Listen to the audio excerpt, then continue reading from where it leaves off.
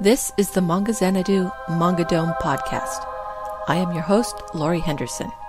Join me on this journey into the world of manga, where a river of reviews flow through caverns of commentary down into the latest news.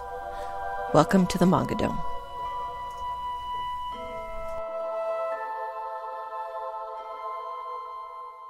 Episode 37, Sweet Rein.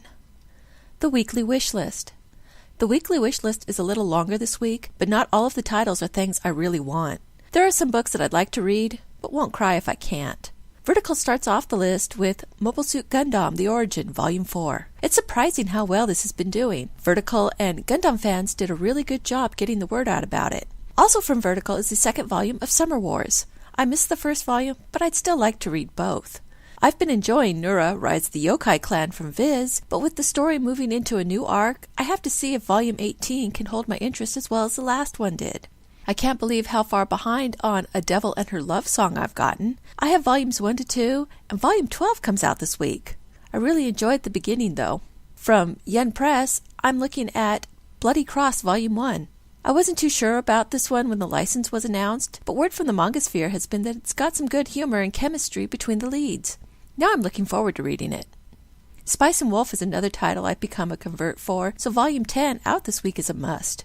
I've been enjoying the Dark Hunter's Infinity adaptation in Yen Plus, so I'm looking forward to seeing how Volume 2 ends. I haven't been as impressed with Puella Magi Kazumi Magica, The Innocence Malice, but the final volume, Volume 3, is out this week, and I'm interested to see if it can redeem the series. Things have been quiet in the manga sphere this holiday season. There haven't been any stories that caught my eye. There have been hints at new licenses from publishers, but it will probably be a while until we hear about them. The VizManga.com update. Over at VizManga.com, shonen titles make a strong showing as they dominate the list once again. For the week of December 10th, 2013, there's another new title at the top. Magi Volume 3 takes over, debuting at number 1. Yu Yu Hakusho Volume 8 comes in at number 2, pushing the series back one. Itsu Waribito Volume 10 debuts at number 3, while the new Skip Beat Volume 18 comes in at number 4. Demon Love Spell Volume 5 debuts on the digital list at number 5, along with Arata, The Legend Volume 16 at number 6. Gimmick Volume 4 keeps hanging around as it hits number 7, while Naruto Volume 63 drops another 4 to number 8.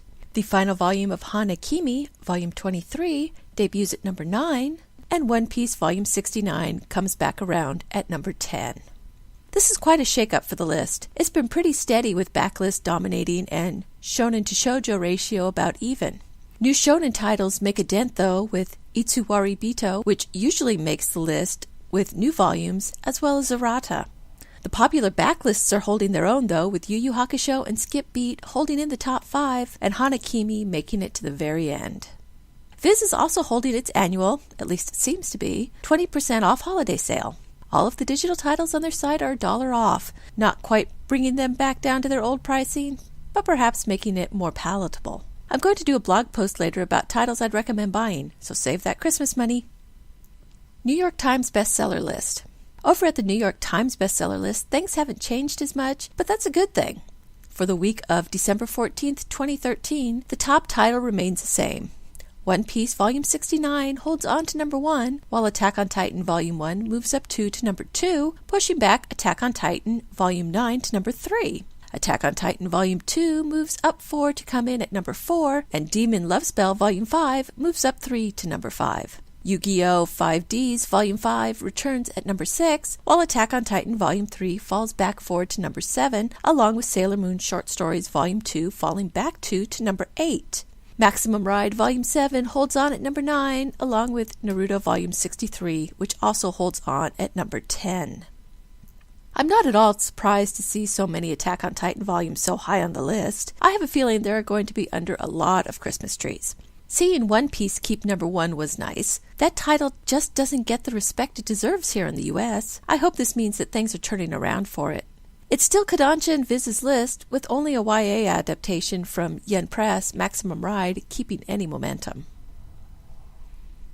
Review: Sweet Rein, Volume 1. Christmas is this week, so it seems appropriate to review a title that has a Christmas theme. Sweet Rein was among a batch of licenses that Viz announced back in February. The creator, Sakura Tsukuba, also did Land of the Blindfolded, which was published by CMX back in the day. The story is about Kurumi Sagara, a girl who has to spend Christmas alone. She goes out for a walk and is bumped into by a boy. A rain suddenly appears, connecting them. The boy is Kaito. He is from a family of magical reindeer, and Kurumi is his Santa. He obeys Kurumi's every command and can even turn into a reindeer. Not surprisingly, this comes as a bit of a shock to Kurumi. The title is rated for teens and is a supernatural romance. It retails for $9.99 in print and $6.99 in digital. I had my doubts about this title from the moment it was announced. I thought it was silly and couldn't sustain itself with the topic being so seasonal. The series did make it 3 volumes, and surprisingly, Tsukuba found a way to keep Kurumi and Kaito together year-round. The story starts just before Christmas with Kurumi and Kaito's fateful meeting. Kurumi takes to being a Santa pretty quickly. After the initial shock of Kaito turning into a reindeer, she is letting Kaito pick out outfits for her and looking over the route provided to her by the magical bag that only she, as a Santa, can pull things out of.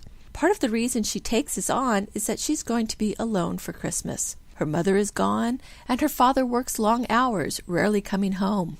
Becoming a Santa and spending time with Kaito and his family, as well as flying out on Christmas Eve, gives her something to do and keeps her from feeling sad. The first chapter makes for a nice Christmas story with humor and warm feelings. The last 2 chapters of the volume changes things up by jumping ahead 6 months to summertime. Kurumi uses some Santa magic to help a boy hospitalized, and the final chapter moves Kurumi and Kaito's relationship up a step.